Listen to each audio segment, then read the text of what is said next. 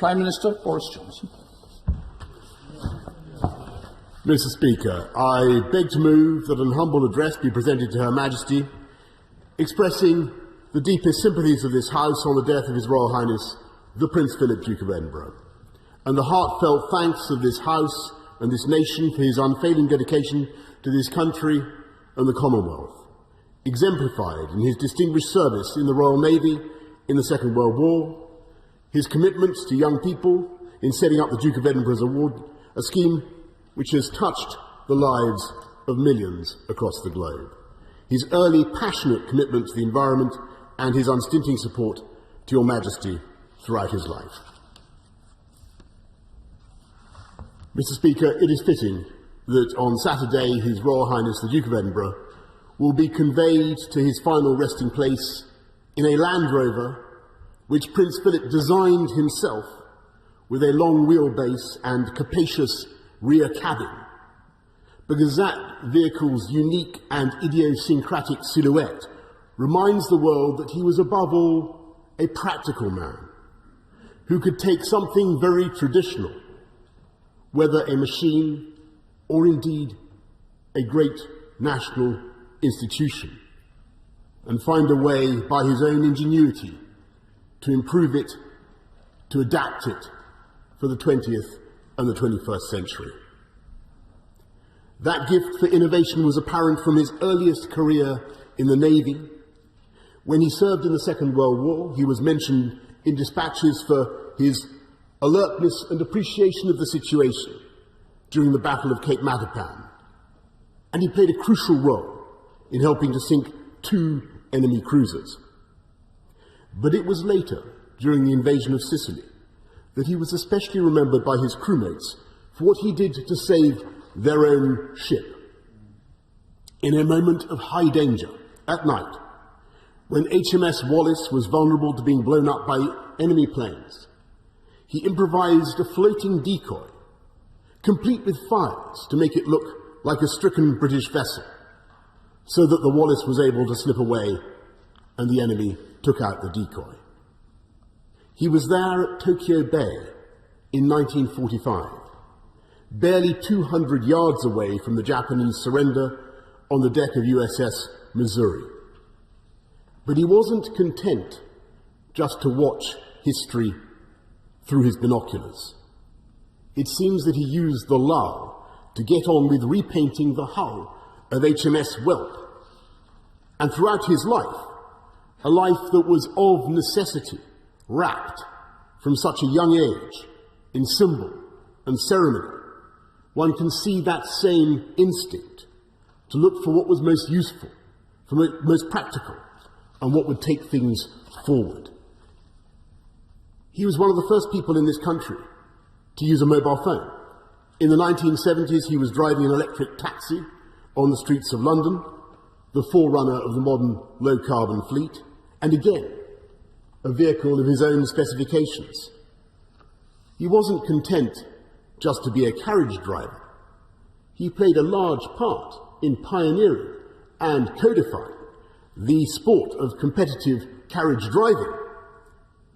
And if it is true, Mr. Speaker, that carriage driving is not a mass participation sport, not yet, he had other novel ideas that touched the lives of millions, developed their character and confidence, their teamwork and self-reliance. It was amazing and instructive to listen on Friday to the Cabinet's tributes to the Duke and to hear how many of them were proud to say that they or their children had benefited from taking part in his Duke of Edinburgh award schemes. I will leave it to the House to speculate as to who claimed to have got a gold award and who got a bronze. But I believe those ministers spoke for millions around the world, across this country, who felt that the Duke had in some way touched their lives. People whose work he supported in the course of an astonishing 22,219 public engagements. People he encouraged and people, yes, that he amused. It is true that he occasionally drove a coach and horses through the finer points of diplomatic protocol.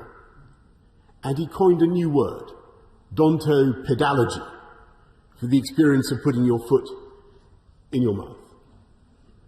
And it is also true, Mr. Speaker, that amongst his more parliamentary expressions, he commented adversely on the French concept of breakfast.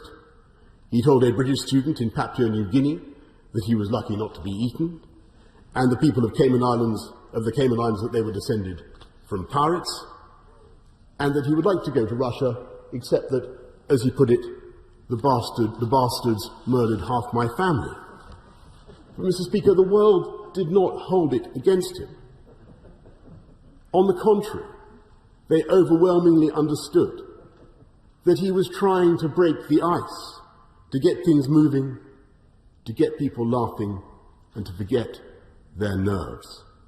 And to this day, there is a community in the Pacific Islands that venerates Prince Philip as a god or a volcano spirit, a conviction that was actually strengthened when a group came to London to have tea with him in person.